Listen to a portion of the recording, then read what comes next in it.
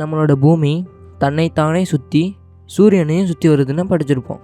ஆனால் நம்ம பூமி சுற்றுறதை ஏன் நம்மளால் உணர முடியலை? திஸ் இஸ் விண்வெளி நோக்கி பூமியின் சுழற்சி.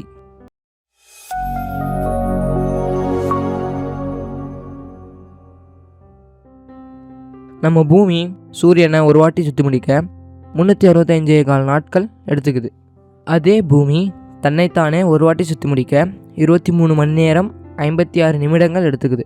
இதை தான் நம்ம ரவுண்டாக 24 மணி நேரம்னு சொல்கிறோம். பூமி தன்னைத்தானே சுற்றுற வேகம் 1675 km/h. ஒருவேளை பூமி தன்னைத்தானே சுற்றுற வேகத்தை குறைச்சாலோ அல்லது சுற்றுறதை முழுசாக நிறுத்தினாலோ என்ன ஆகும்? அதே மாதிரி பூமி 1675 km/h சுற்றுறத நம்மளால் ஏன் உணர முடியலை? பூமி சுற்றுறத நம்மளால் ஏன் உணர முடியலைன்னா, பூமி தனது சுழற்சி வேகத்தை ஒரே அளவில் மெயின்டைன் பண்ணுறது தான். அதாவது பூமி தன்னோட சுழற்சி வேகத்தை அதிகரிப்பதும் இல்லை, குறைப்பதும் இல்லை. ஒரு எடுத்துக்காட்டுக்கு, நாம் ஒரு விமானத்துலேயோ இல்லைன்னா ஒரு காரில் ட்ராவல் பண்ணுறதா கற்பனை செஞ்சுக்கோங்க. கார் ஒரே வேகத்தில் போனால் நாம் நகர்வதை உணரவே முடியாது. ஆனால் அதனோட வேகத்தில் மாற்றங்கள் ஏற்படும் போது நம்மளால் இயக்கத்தை உணர முடியும்.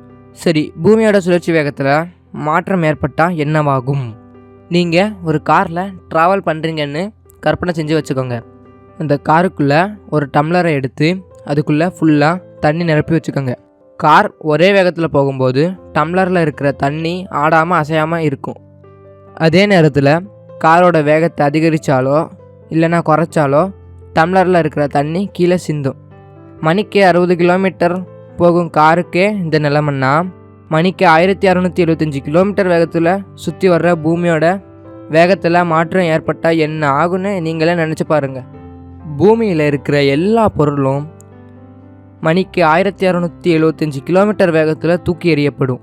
நீங்கள் எங்கே தூக்கி வீசப்படுறீங்க அல்லது உங்களோட உடல் எங்கே செதறுங்கிறது யாருக்கும் தெரியாது. பூமியில் மிகப்பெரிய சுனாமி, நிலநடுக்கம் இவையெல்லாம் கண்ணை மூடி திறக்கிறதுக்குள்ளே கடந்து முடிஞ்சிடும்.